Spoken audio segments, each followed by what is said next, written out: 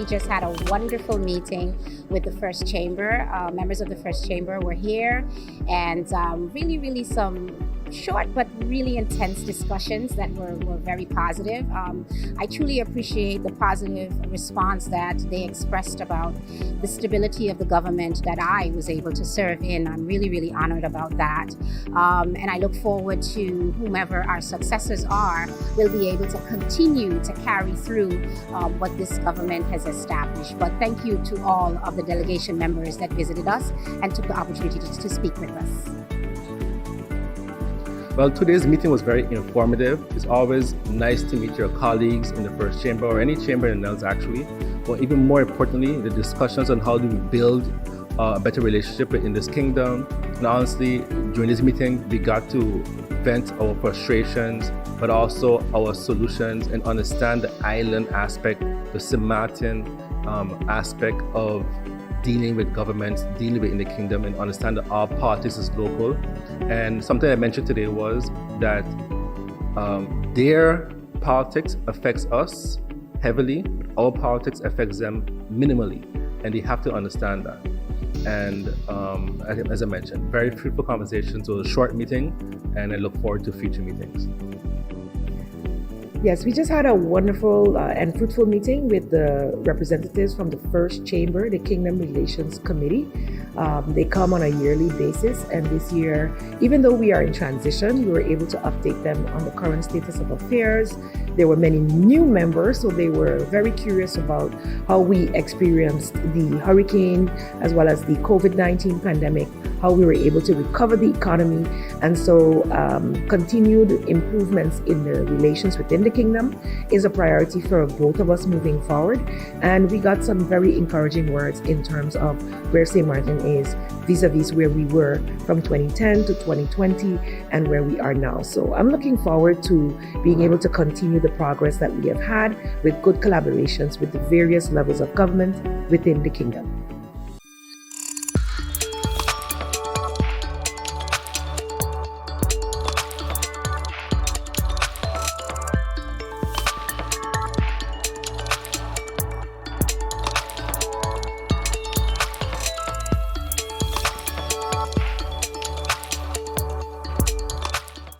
At RBC, we know the roles you have to play can change quickly. Whether it's a homeowner, a new parent,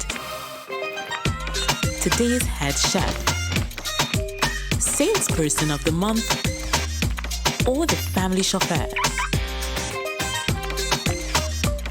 Whatever life asks you to be, RBC is a bank for all of you.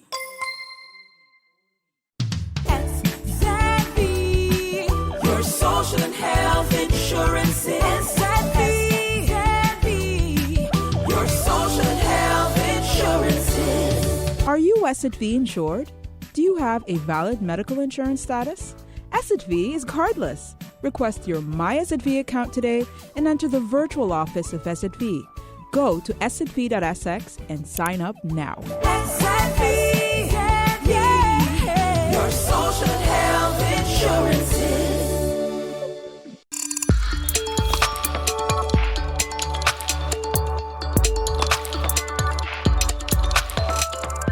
There has been a level, and this is not only recently, Mr. President, a level of outcry from the society at what many consider to be the arbitrary way in which these bank fees and charges are set.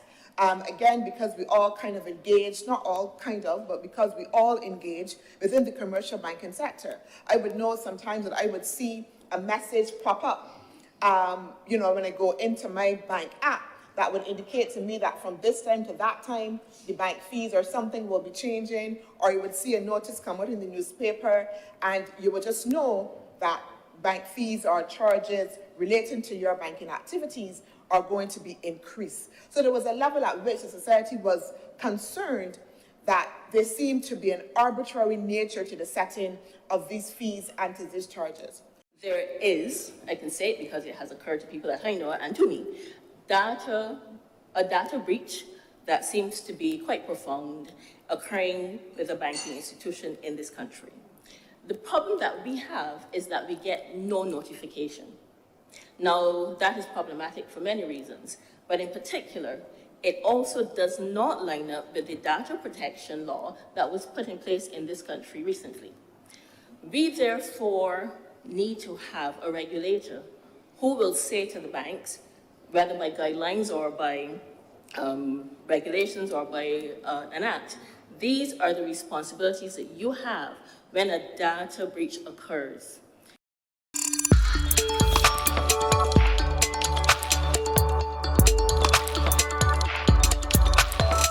The principal would have indicated or hinted that she wants this program to continue, and ma'am, long may it continue for you.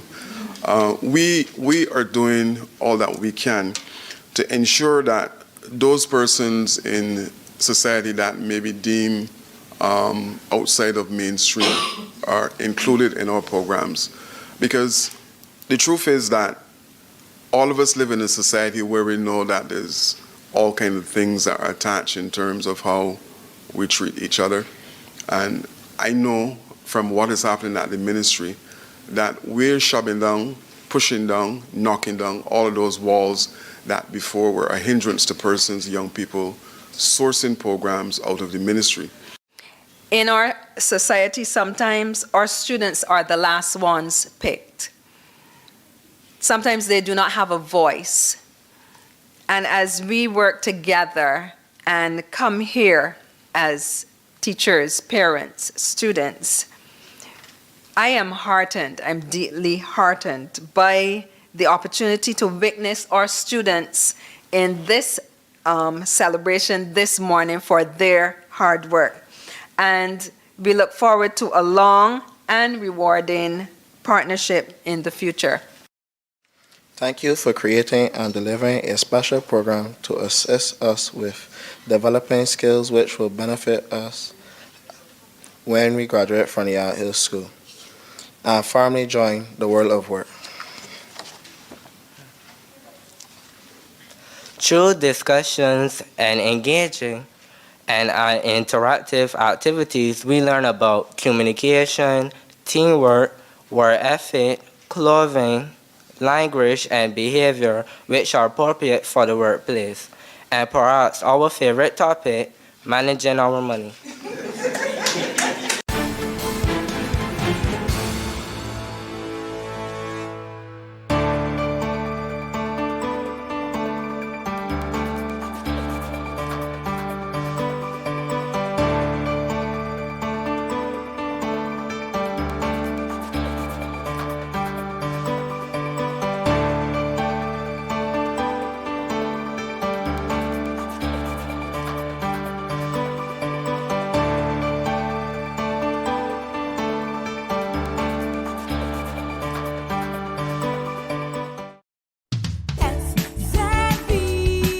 Your social and health insurance is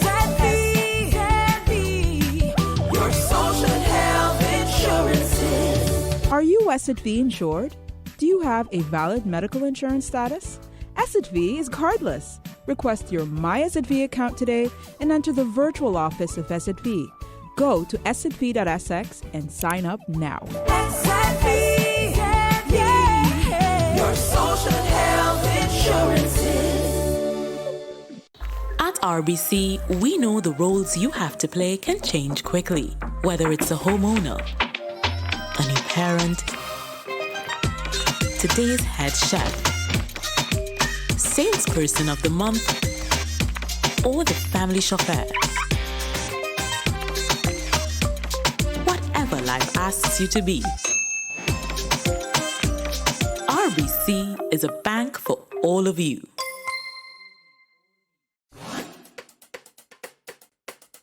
It's time for a new brand that is as bold, vibrant, and colorful as the island of St. Martin, with colors drawn from our diversity, cultural heritage, and nature. Our breathtaking beaches, waters, and sun, the majestic brown pelican, our national symbol, the radiant yellow sage, our national flower, the historic border monument signifying the Dutch and French side, our exciting cruise yachting, and boating ports. Renowned Maho Beach and St. Martin Airport, the hub to the Caribbean. All these parts come together to create the shape of the island of St. Martin. More than a logo. It's a new brand that engages, excites, and will inspire travelers to book. It's time to tell the St. Martin story, to reintroduce travelers to St. Martin, to honor our past, to embrace our present, and shape our future. Our culture and diversity, Dutch and French sides, unrivaled cuisine, twice the nightlife, entertainment, and shopping, cruises, boating, and yachting, twice the adventure, exploration, and relaxation, splendid and scenic accommodations, Pinel, Tentamar, and island hopping in the Caribbean. Whatever your taste, St. Martin has more. Experience twice the Caribbean. St. Martin.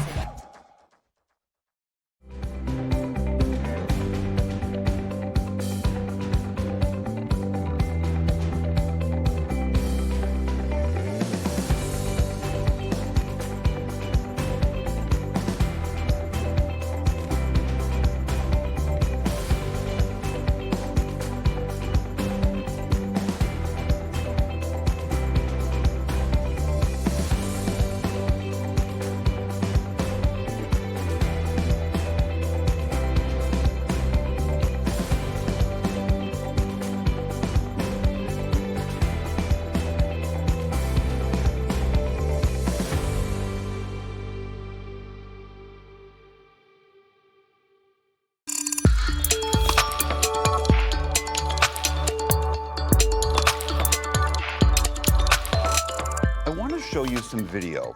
Look at that adorable puppy trying to navigate those windowsills in Italy.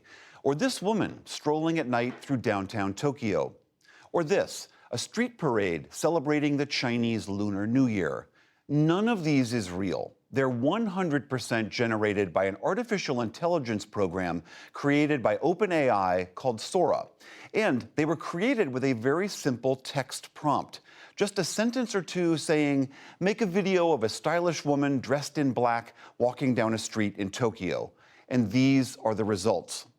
The implications of this technology, of being able to create extremely realistic looking video with nothing more than a few words of suggestion, is one of the more remarkable and potentially scary developments we've seen so far in artificial intelligence. Oren Etzioni studies AI and its implications. He's the founder of TrueMedia.org, an organization that fights against AI-based disinformation. Oren Etzioni, thank you so much for being here. Before we get to the implications of this, I wonder, when you first saw those videos and knew how they were created, what was your reaction? I was absolutely terrified. It's the future, and it's come very fast and a lot sooner than any of us expected. So terrified. I have to say, I was at first struck by I couldn't believe that they were able to make such extraordinarily realistic videos with such simple prompts like that. Why does it terrify you? What terrifies me is deep fakes, is the use of this technology, which of course has many positive uses, but the use of it to create forgeries, and particularly coming up on one of the most consequential elections in history. So walk me through some of those, like sketch out some of the kinds of things that you worry this technology could be used for. We've already had robocalls in New Hampshire that were supposed to be by President Biden, but they weren't. That's nothing compared to seeing videos on social media of different candidates doing things that didn't happen. I mean, yes, you could certainly see a late-breaking circumstance right before an election, as you're saying, where some nefarious actor posts a video. I mean, there is just something that is so convincing about this kind of video. We're visual animals. You see a political candidate being rushed to the hospital. You see talking heads getting on television, his doctor saying it doesn't look good. But it's all fake. And you can see a lot of it coming at once. We used to have state actors doing this, but now practically anybody can do it. I mean, what is the solution for this? I mean, some of the bigger companies say that they'll put these so-called watermarks, sort of transparent image that will be imprinted on the video to signal that it is generated by AI. But not everyone's going to do that, certainly not the bad actors. How do we get around this? There's no silver bullet. The problem with watermarks is, what if they're using a model that doesn't have watermarks, doesn't have this identifying characteristics?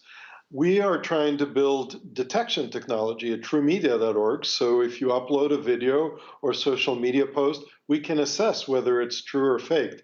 But that can be circumvented as well. We need better regulations, we need better education, and we need everybody to chip in.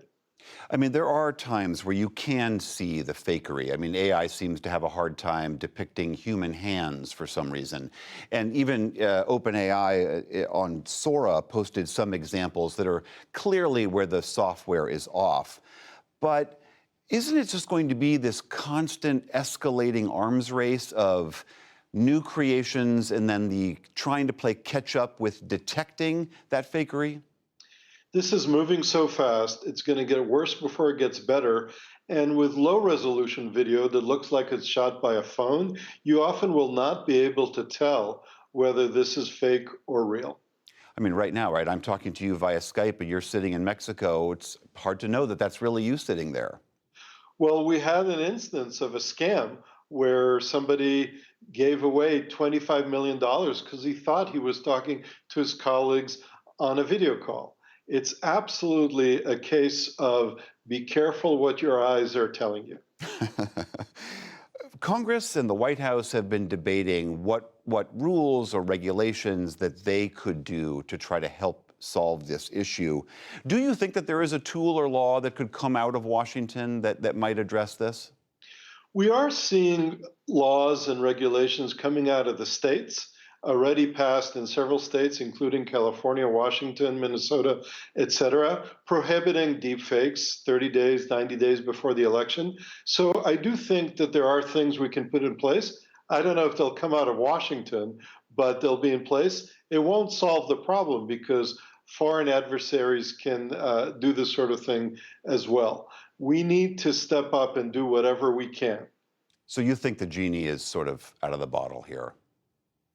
Genie's out of the bottle. It's just a question of how much damage it'll do in what's a very close election. All right, Oren Etzioni of truemedia.org. If that really is you sitting there, it's a pleasure to talk to you. Thank you so much. Pleasure is mine.